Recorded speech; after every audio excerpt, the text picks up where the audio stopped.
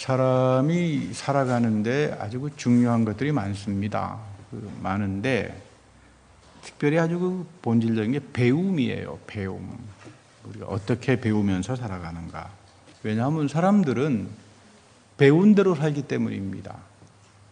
그러니까 우리가 이 배움을 소중하게 여겨야 되고 우리가 배우는 내용에 대해서 이해를 잘 해야 될 뿐만 아니라 또 마치 모든 것들을 다 지당하게 여겨지는 그 배움에 문제는 없는 것인가.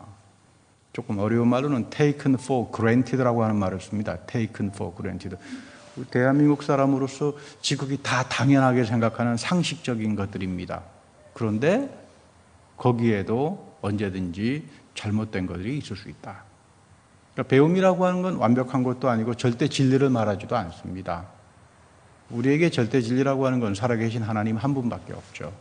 이제 그런 면에서 우리가 잘 배운다는 거, 제대로 배운다는 거. 그러니까 여러분 좋은 스승을 만나야 됩니다. 이 좋은 스승을 만나지 않으면 이거 아주 잘못될 수가 있어요. 그 대한민국의 그 황금의 목소리를 가진 테너 가수가 있습니다.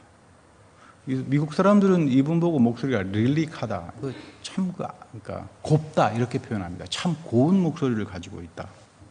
그리고는 이 가식이 없고 이 노래를 들어보면 마치 신앙 고백 쪽으로 노래를 하는 아주 그 동양의 테너로서는 아시아 출신의 테너로서는 굉장히 참 보기 드문 사람이다. 그렇게 평가를 받습니다.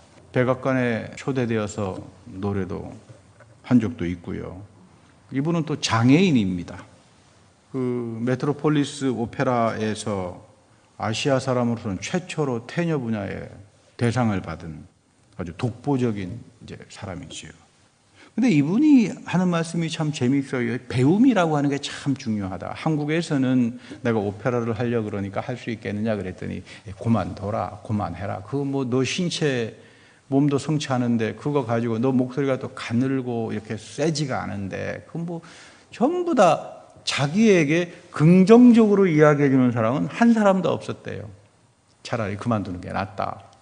좌절과 시리를 했는데 근데 미국 선생님 앞에 가니까 미국 선생님은 좀 다르더래요. 이야기하는 게. 첫 번째 말이 뭐냐면 trust me. 나를 신뢰해라. 두 번째는 토 달지 마라. 내가 가리키는 거에 대해서. 미국 선생님이 아시아 사람들을 많이 이렇게 가리켜 봤는데 토를 많이 달았던 모양이죠. 아시아 학생들이. 딱딱딱 두 가지입니다. trust me 그리고 나를 따라와라. 토 달고 쓸데없는 거 하지 마라. 그래서 이제 이 선생님이 하라는 대로 했는데 토 달고 싶은 게 참 많더래요. 하기 싫은 거 자꾸 시키고요. 근데 나중에 시간이 지나서 알아보니까 그게 다 자기에게 도움이 되는 겁니다. 참 하기 싫은 알바 같은 거를 시키는데 알바 갔다 온 다음에 아르바이트 비용도 안 줘요. 화가 나 있는데 나중에 등록금에서 상상하지 못할 정도로 알바가 등록금이 다 면제가 돼서 나오든가 말이에요. 아무튼 내가 그래서 토 달지 않는 게 참 다행이로구나. 근데 재미있는 건 이분이 이제 음악 큰 오페라에서 이제 대상을 하고 난 다음 기쁨에 차서 선생님을 찾아가니까 선생님의 대답이 참 희한하더래요. 하시는 이야기가 이게 과연 가능한 일이냐 이렇게 이야기하더래요. 자기는 나 참 수고했다. 너 참 목소리가 예쁘지 이럴 줄 알았는데 그동안 얼마나 고생했느냐. 그게 아니라 이게 진짜 가능한 이야기냐. 난 믿지 않았다. 그 이야기하는 거예요. 너 참 복받은 사람이로구나. 그러시면서 더 충격적인 말은 나의 아시아 제자들 중에 노래 제대로 부르는 사람은 없어. 그때 이분이 깨달은 게 내 목소리가 워낙 아름답고 좋아서 콩쿠르의 대상을 받은 줄 알았는데 이 말씀 한마디가 기분은 나쁘지만 평생 나를 겸손하게 만들었다. 아니 내가 별 볼 일 없구나. 선생님이 보실 때에 아시아 제자들 중 노래 잘 부르는 사람 없어. 이게 어떻게 그 대상을 받는 게 가능한 이야기겠느냐. 너 참 복받은 사람이다. 너 겸손하게 살아가라. 그 말입니다. 이 신앙생활을 하면서 우리에게도 좋은 모범이 있으면 좋습니다. 우리 사도 바울도 그래서 나를 본받으라 그런 말까지 하잖아요. 근데 우리에게서 가장 좋은 본받음은 예수 그리스도입니다. 우리가 성경을 통해서 예수 그리스도를 만나게 되는데 예수님 자신이 그래요. 너희들은 와서 나에게 와서 배워라. 내게 와서 배워라. 내 마음은 온유하니 와서 배워라. 그러니까 신앙생활이라고 하는 것은 평생을 배우는 겁니다. 평생을 배우는 겁니다. 이 예수 그리스도의 온유한 마음을 배우는 겁니다. 예수 그리스도의 이제 마음을 배우는 건데, 예수님 주변에는 두 부류가 있었습니다. 하나는 가난한 사람들, 배고픈 사람들, 아픈 사람들. 그래서 예수님 쫓아다니면서 병도 고치기도 하고 물질적으로 유익을 얻기도 한 그런 부류들입니다. 그런가 하면 가까운 데서 주님을 따랐던 제자들이 있습니다. 예수님을 배운 사람들입니다. 예수님을 배우고 그리스도의 마음과 진리와 인격을 배우고 새로운 영원한 생명에 대해서 열린 비전을 가지고 있었습니다. 이런 두 부류의 사람인데, 어떤 면에서 보면 사람이 배우는데 가장 중요한 배움은 산수나 수학이나 영어나 이것도 중요할런지는 모르지만 마음의 배움입니다. 기독교라고 하는 건 마음을 배우는 거죠. 그리스도 안에 이러한 마음을 품어라. 바울이 그러잖아요. 나는 평생이 그리스도의 마음을 배우고 사는 사람이다. 이 그리스도의 마음, 이 그리스도의 마음이 나의 반석이 되어 주신다. 우리 시편에다 보면 하나님께서 나의 마음에 반석이 되어 주시지 않으십니까? 마음 배우는 겁니다. 신앙생활이라고 하는 건 다함 없이 하나님의 마음, 그리스도의 은혜의 마음을 배우는 것이 신앙생활이로구나. 내가 잘나서가 아니라, 내가 능력이 있어서 신앙생활을 하는 것이 아니라, 이 보물과 같은 나와 나의 질그릇과 같은 존재 속에 이 그리스도의 마음인 보물이 심겨져 있다 이 말이에요. 그게 결국은 하나님의 말씀과 성령을 통해서 끊임없이 나에게 오는 겁니다. 그래서 우리는 예수님의 마음을 배우기 시작하면 첫 번째로 나타나는 게 회개입니다. 우리가 회개라고 하는 말을 굉장히 이게 오해를 하는데 번역이 좀 안 좋아요. 회개, 뉘우침이란 말이거든요, 한자 말로. 근데 여러분, 이 메타노이아라고 하는 회개의 원래 뜻은 굉장히 의미가 깊고 넓습니다. 단순히 내가 어떤 잘못을 해가지고 뉘우친다, 이걸 회개라고 말하지 않습니다. 반성하는 거죠. 회개는 내 존재가 다 바뀌어지는 겁니다. 항상 새롭게 하나님의 말씀에 의해서 깨달음을 가지면서 새로운 존재로 창조되어져 나가는 과정, 이 전체를 가리켜서 우리는 회개, 메타노이아다, 이렇게 말을 합니다. 오늘 대표적으로 만나는 사람이 삭개오입니다. 그리스도의 마음을 배운 사람입니다. 그가 살던 여리고는 아름답고 번영한 도시입니다. 무화과 열매가 많았고요. 장미, 향유들이 많이 산출이 되어서 로마나 당대 다른 나라에 수출했던 그런 도시입니다. 그래서 이 도시에 어떤 사람들이 많이 살았나 하면 그 당대의 특권자들이죠. 제사장, 레위인, 종교 지도자들, 이 특권을 누렸던 사람들이 살았습니다. 그래서 우리 예수님 그 선한 사마리아 비유에서도 보면 제사장과 레위인이 성전 일을 마치고 여리고로 내려가다가 강도를 만났다는 말이 나오잖아요. 왜 여리고로 갔는가? 여리고에 집이 있으니까 간 거죠.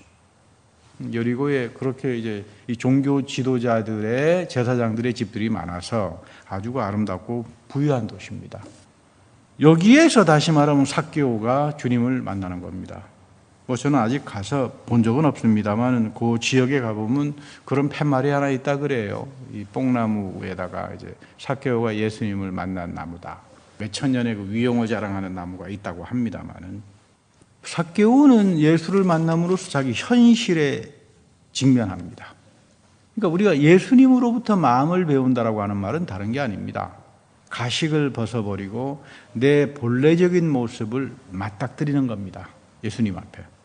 우리 예수님 우리 비유에도 어떤 사람의 밭에 감춰진 보화가 있는데 보화를 발견했다. 너무 기뻐서 보화를 도로 밭에 감추고서 집에 돌아와서 모든 재산을 다 정리해서 그 밭에 갖추어진 보화를 찾기 위해서 밭을 샀다. 그런 말이 나옵니다.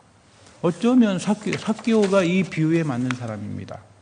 그는 예수 그리스도를 만나면서 그분 안에 있는 우리가 상상하지 못하는 보화를 발견한 겁니다. 그래서 자기 밭을 파는 겁니다. 자기의 경제를 팔고 이 좀 더 좋은 것을 얻기 위해서 그리스도를 영접하죠.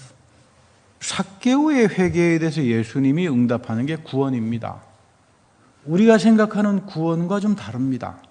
우리는 구원 그러면 너 영혼이 뭐 하늘나라 죽어서 뭐 천당 가는 이렇게 생각을 하는데 지금 예수님께서 삭개오의 회개에 삭개오뿐만 아니라 삭개오 집안의 구원을 약속합니다. 약속한다기보다는 구원을 선포하는 거죠. 너는 구원을 받은 자다. 그리고 삭개오의 이름이 바뀌어집니다. 너는 아브라함의 자손이다. 사실 아브라함의 자손이라고 하는 말은 굉장히 영예스러운 표현입니다. 삭개오는 유대인이었지만 아브라함의 자손이라고 하는 그 특별한 명예를 얻지 못했던 사람입니다. 왜냐하면 세금을 걷었던 사람이잖아요. 자기의 동족에게 세금을 걷어서 로마에다가 갖다 주고 일부는 자기가 착복을 했던, 그래서 우리식으로 말하면 일제시대에 말하면 아주 그 친일 매국 행위를 했던 사람이 삭개오예요. 근데 예수님께서는 너 친일파지, 넌 안 돼, 이렇게 말을 안 합니다. 예수님은 오히려 너는 아브라함의 자손이다. 회개하고 돌이키고 그리고 이 집안에 삭개오뿐만 아니라 이 집안에 구원이 임했다. 여러분, 이게 복음이죠. 복음은 가르고 나누고 너는 친일파, 너는 매국, 너는 뭐 이런 이야기가 아닙니다. 하나님 앞에서 우리 모두가 다 자기 진실을 직면하고, 그래서 아브라함의 자손이라고 하는 말, 삭개오는 자기가 유대인이었지만 아브라함의 자손이라 늘 손가락질을 당하던 사람이었지만 예수 그리스도가 선언을 합니다. 너는 축복의 자녀고 약속의 자녀고 구원을 받은 자다. 갈라디아서 3장 17절과 18절에 보면 바울이 이런 말을 하죠. 하나님은 아브라함과 언약을 맺으셨다. 언약이라고 하는 건 유언과 같은 겁니다. 부모님이 돌아가시면서 나에게 유언을 남기면 아무도 여기에 가감을 하지 못합니다. 그대로 집행해야 하는 것이 유언 아니겠어요? 그런데 하나님의 약속은 모세의 율법 이전에 주어졌다. 이게 바울이 이야기하는 아주 중요한 이야기입니다. 우리는 율법이 전부인 줄 알았는데, 유대인들은 율법대로, 우리는 모세의 율법대로 바리새파들 다 그렇게 살았는데, 지금 바울은 대단히 놀라운 이야기를 하는 거죠. 율법 이전에 뭐가 있었다고요? 아브라함의 약속, 복음이 있었다 이 말입니다. 복음이 먼저다 이 말이에요. 율법이 먼저가 아니라 복음이 먼저다. 굉장한 이야기죠. 하나님의 축복과 약속과 복음이 먼저 있었다, 율법 이전에. 그런데 이 복음이, 아브라함을 통한 이 복음의 약속이 예수 그리스도 안에서 성취가 되고 드러내고 하나님의 은혜와 사랑으로 이루어졌다, 이걸 말합니다. 그리고 이것이 오늘 나에게는 성령의 칭교와 그리고 성령의 교제를 통하여 나에게 이어지는 것이다. 그러니까 우리가 흔히 이제 예배 시간에 맨 마지막에 축복 기도를 합니다. 왜 우리가 예배 시간에 축복 기도를 하는가? 내 멋대로 하는 것이 아니라 초대교회에서부터 이 전통 때문에 축복 기도가 들어오는 겁니다. 성경의 놀라운 이 모든 사건들이, 모든 하나님의 은혜와 사랑들이 과거의 것이 아니라 오늘 성령의 칭교를 통하여 우리의 삶 속으로 이어진다. 이렇게 해서 끝나는 것이 예배예요. 그러니까 여러분, 예배에서 제일 중요한 건 맨 마지막에 축도받고 가는 게 제일 좋은 예배의 모습입니다. 어떤 분들은 보면, 한국에서 보면 축도하기 전에 바쁘다고 이렇게 도망가는 분들이 많거든요. 그럼 속으로 저 사람은 오늘 예배 다 받구나. 아무리 하나님의 말씀이 좋더라도 내 삶에 이어지는 복이 있어야 되는데 그렇잖아요. 이런 의미를 이제 갖는다 그 말이죠. 사실 삭개오는 예수님을 자기 집에 한번 모시고 난 다음에 빈털터리가 돼버린 사람입니다. 그렇잖아요. 자기 그동안 토색질한 거 있으면, 나쁜 짓 한 거 있으면 다 율법에 따라 가지고 회개하겠습니다. 단순한 뉘우침이 아니죠. 삭개오의 회개 속에는 뉘우침이 아니라 내 뭐 잘못했구나, 마음속으로 찡하다, 몇 번 눈물 흘리고 끝나는 것이 아니라 내가 말씀대로 회개에 합당한 삶을 한다. 굉장히 중요한 이야기입니다. 우리가 어떤 회개를 했으면 합당한 삶을 살아야 돼요. 여기에 구원이 있고 아브라함의 자손이라고 하는 예수 그리스도의 축복이 그들에게 이어지는 겁니다. 그래서 우리가 회개를 은혜라고 하죠. 우리가 회개를 잘 이해해야 합니다. 내가 하나님 앞에서 어디에서 잘못됐는가, 내가 어떻게 하나님으로부터 빗나갔는가 뉘우칠 겁니다. 하나님 말씀을 읽다가 깨닫기도 할 겁니다. 그러면 우리가 애통을 하고 뉘우치겠지만 회개의 진정한 의미는 이 회개에 대한 합당한 열매, 삭개오가 주님 내가 토색한 일이 있으면 스스로 자원해서 율법에 따라서 내가 그렇게 합당한 삶을 살겠습니다. 여기에 예수님이 너는 아브라함의 자손이요 너희 집안의 구원이 이루어졌다. 삭개오는 초대교회의 아주 중요한 일원이었습니다. 가이사라 교회의 주교로 그는 교회를 섬기다가 죽었다고 교회사에서는 전해집니다. 그 영어 가운데 보면 face the music이라고 하는 말이 있어요. 뭐 직역을 하면 face the music, 음악을 직면한다 이런 뜻인데 이제 그게 아니라 감추었던 것이 드러난다 이런 뜻을 갖습니다. 그 음악을 직면한다. face the music. 유럽의 어느 도시에 큰 부자가 살았는데 이 사람의 꿈이 궁전 오케스트라에서 연주를 해보는 게 꿈이에요. 아니, 돈은 많은데, 근데 부럽거든요. 가서 영화가, 극장에 가보면, 음악 연주하는 거 보면, 나도 저기 가서 좀 했으면 좋겠다. 근데 뭐 이 사람은 음악을 공부한 적도 없고, 또 뭐 악보를 볼 줄도 모르고, 그렇다고 해서 뭐 악기를 다룰 줄도 모르는 사람이에요. 근데 돈이 많으니까, 그 영향력이 있으니까, 교황 악단에 섞여가지고, 왕 앞에 연주할 수 있도록 해주시오 해가지고, 뒷돈을 줘가지고요. 궁전 악단의 멤버가 됐습니다. 매수했습니다. 그래서 이 돈을 받아먹은 지휘자는 이 관현악단 두 번째 줄에 앉아가지고 플루트를 부는데 난 플룻을 불지 모르니까 흉내만 내어라. 근데 그 관현악단에서 보면 제일 막 신들린 사람처럼 플룻을 부는 척하는 사람이 이 사람이에요. 그래서 많은 사람들이 저 관현악단이 이 엉터리 부자 때문에 아주 유명해졌습니다. 저 관현악단 가면 말이야. 어떤 사람이 있는데 플룻을 너무 기가 막히게 부른다. 근데 부르는 게 아니죠. 플룻만 가지고 흉내만 내는 거죠. 부르는 흉내만.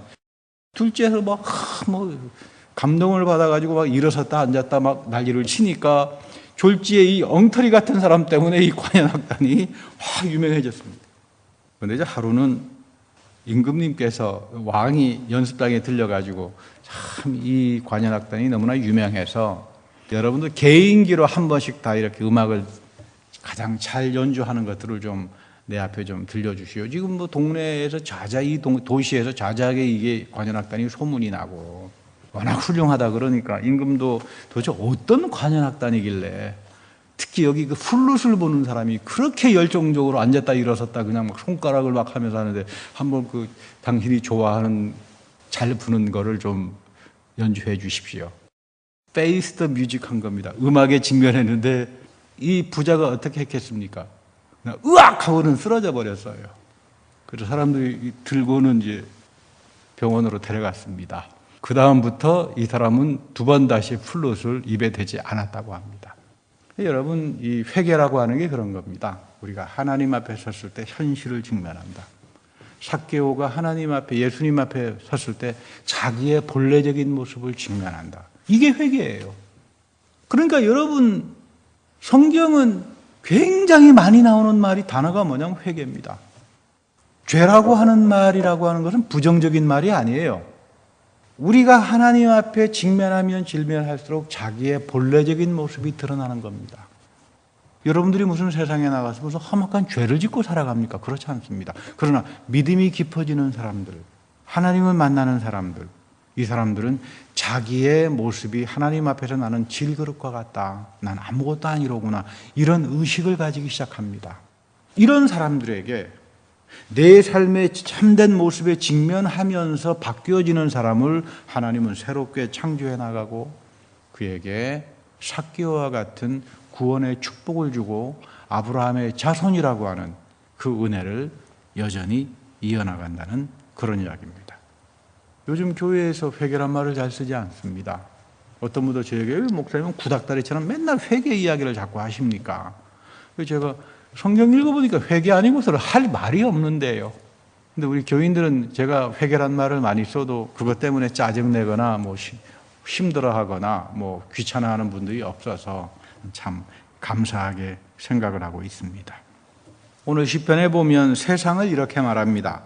기름 부은 자를 거역한다.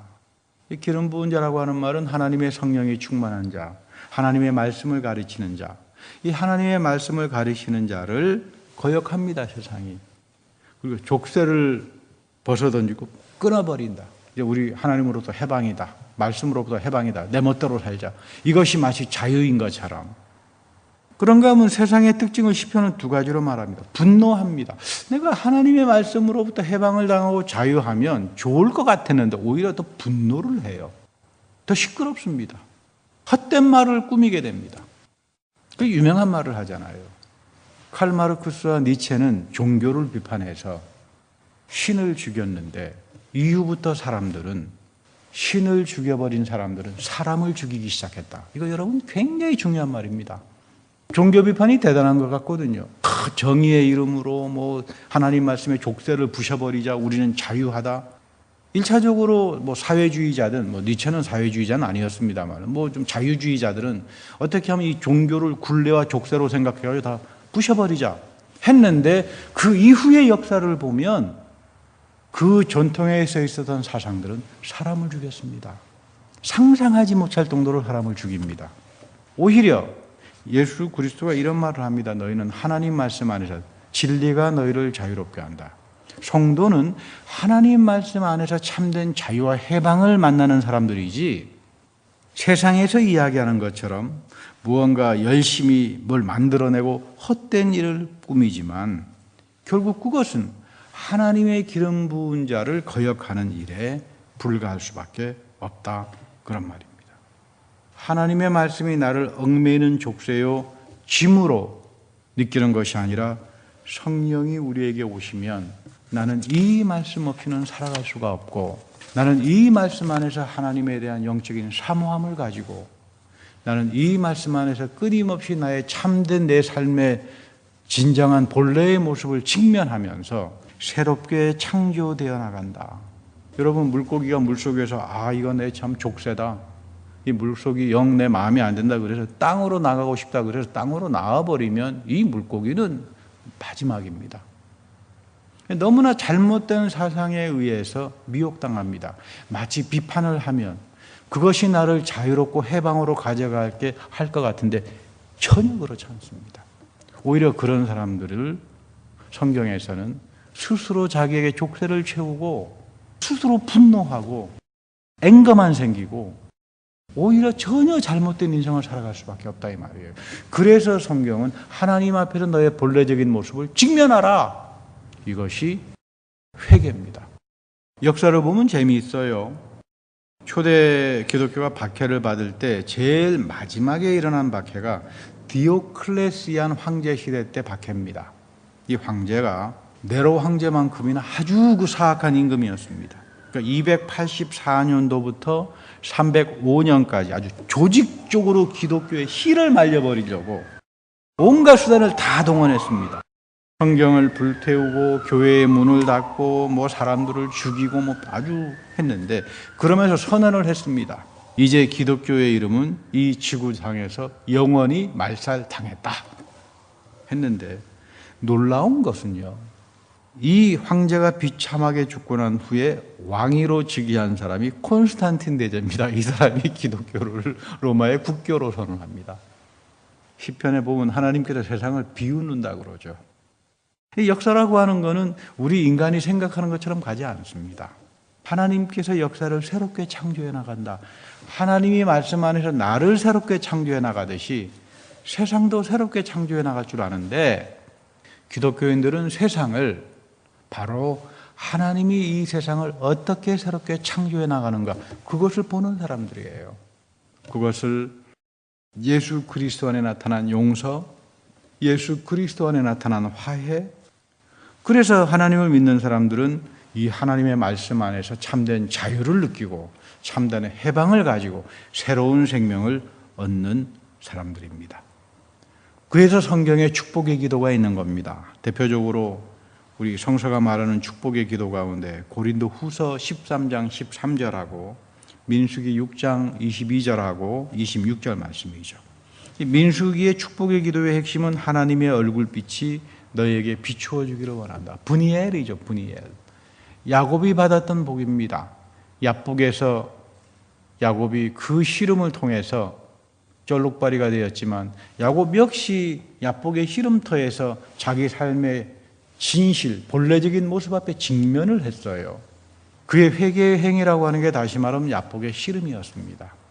그리고 그는 하나님 앞에 천사에게 두들겨 맞아서 절뚝발이가 되었지만 그때 하나님의 분이엘, 하나님의 광채의 얼굴이 그에게 비춰주었다.